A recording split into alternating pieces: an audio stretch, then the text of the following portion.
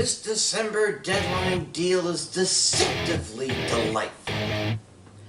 I'm Chris Wolvie, the wrestling blogger who always tells it like it is. Dig?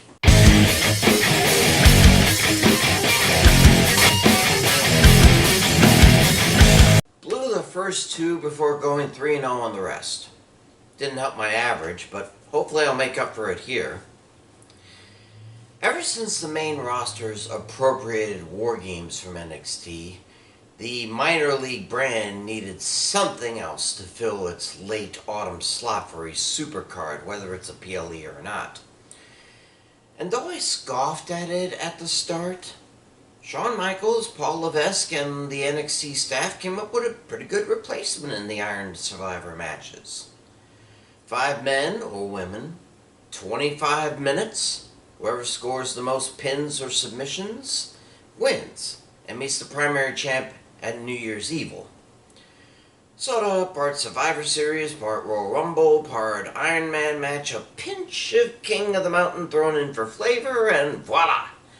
An awesome match, gotta admit. As usual, we have 2 such matches, 1 for each gender, plus 2 title matches and an NXT Underground match as well. So, let's end the 2024 PLE season right. Here are my predictions for NXT Deadline 2024. Start with said Underground match. Lola Vice versus Jada Parker. Say what you will about Raw Underground so long ago, and I will, it sucked. It did find a home in NXT, and I gotta say, it feels right there. No ropes, no pins, no countouts, no DQ. The only way to win is knocking him out or tapping him out.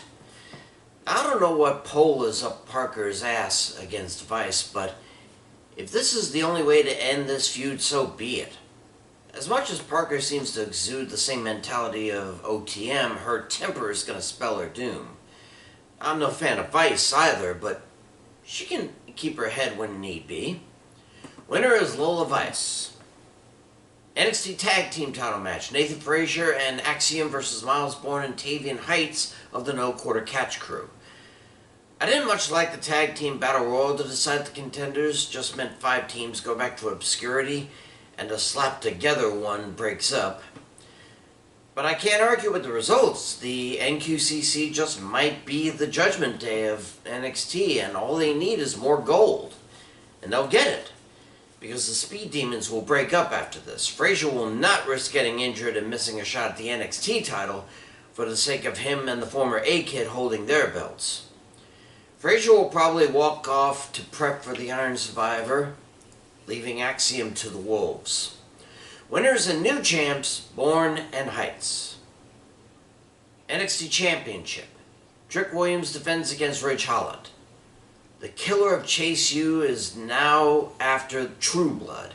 He's ready to whoop that Trick. Williams, that is.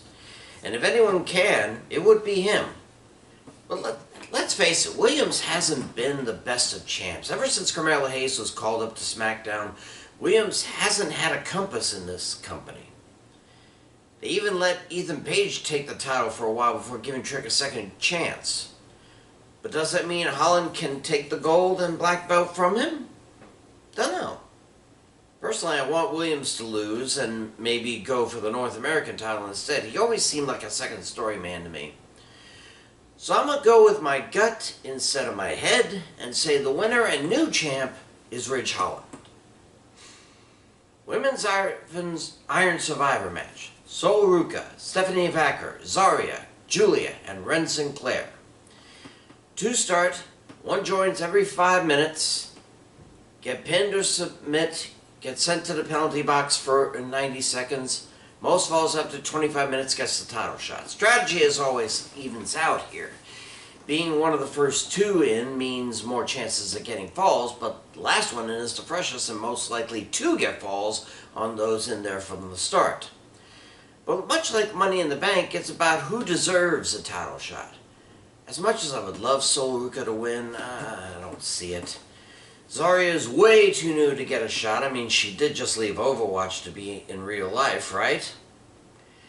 Sinclair is an outside threat to get the entire NQCC in gold, but I don't think we've seen Julia or Vacker have a fair shake at Perez. I picked Julia as a primary and Vaquez as a secondary for half a point. Finally, men's Iron Survivor: Wes Lee, Javon Edwards, Nathan Frazier, Ethan Page, and Eddie Thorpe. Same rules apply here. Winner after 25 minutes gets the main title shot. And again, it depends on who's most deserving. Now, Ethan Page may have won the title, but the fact that he couldn't hang on to it for long tells me he's not ready. Wes Lee still hasn't shaken the stigmata off the rascals from his hands, and is still trying to find his true place in NXT.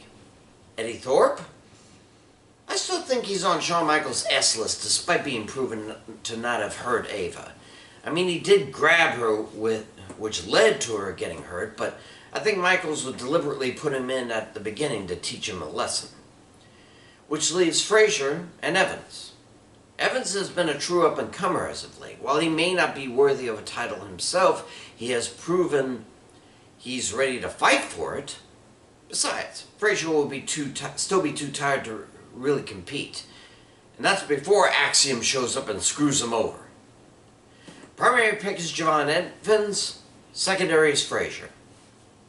Those are my picks. Fair warning, rant next time. I'm Chris Wolvie, the wrestling blog who always tells it like it is. Pray for peace. I'll see ya.